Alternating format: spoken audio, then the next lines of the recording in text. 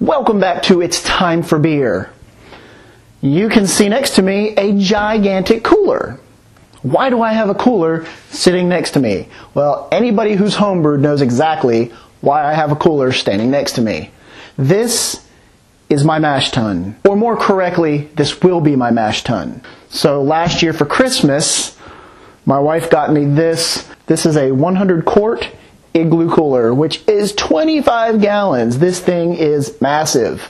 Over the course of 2016, I have been converting this from a regular cooler into my future mash tun. I only have one thing left to do on this before it is ready to go. This is my new manifold that I just built, stainless steel. If you want to know how to build one of these, or if you would like me to build it for you, I will leave that information in the show notes below. So basically all I need to do is add this.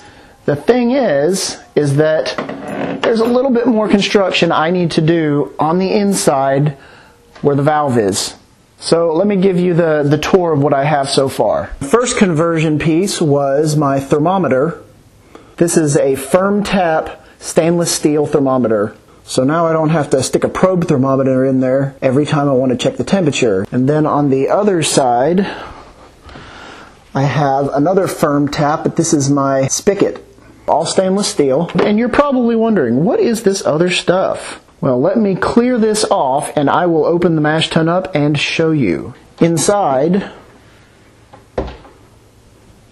that's the other side of the spigot right there. And what I need to do is somehow get my braid to connect right there. But you can see that it's too low. So what I want to do is be able to attach it with this still laying flat. And that's where these pieces come in. We have two of these. These elbow joints did not used to look like this. They actually were the same size on both ends. But I took a hacksaw and cut them off so that they would perfectly fit on that right there. So the first thing I'm going to do is screw this in. I want this to basically look like this, so it's flat against the thing and it can drain into the hose. Because what we want to do is we're going to use gravity. That means we don't need to have this flush with the bottom of the mash tun. That's where my big old pipe comes in. This is Apollo PEX brand. It's the same brand as these. And I just got them at Lowe's. This 5-foot hose right here cost me $1.86. Very easy to cut. It's good at high temperatures. Each one of these cost $1.98. So not a big investment. So I measured these off and pop that on there, and then we'll put the clamp on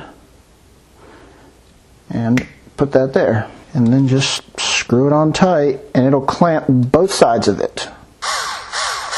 And the nice thing about this material is that once it's on there and it's clamped down, it conforms to, you see these ridges right here, it will conform to those ridges and it will not let it come back out. So now we need to do the same thing with this. We're going to put a piece right there.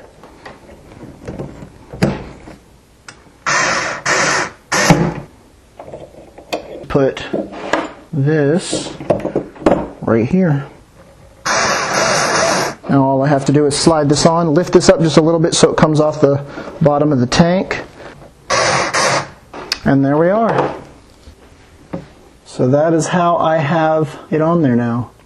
Once my mash tun is full of grain, with all the poundage of grain and all the poundage of the water, and we're going to put a brew pot down here on the ground, and as it drains out, the gravity is going to pull it out once you get that siphon going. So even though this is above the bottom of the tank, it's still going to draw it in from the bottom here. It's going to go up the hosing and it's going to go out.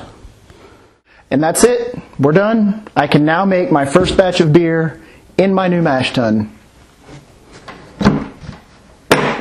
If you have any questions, comments, suggestions, please leave them in the comment section below.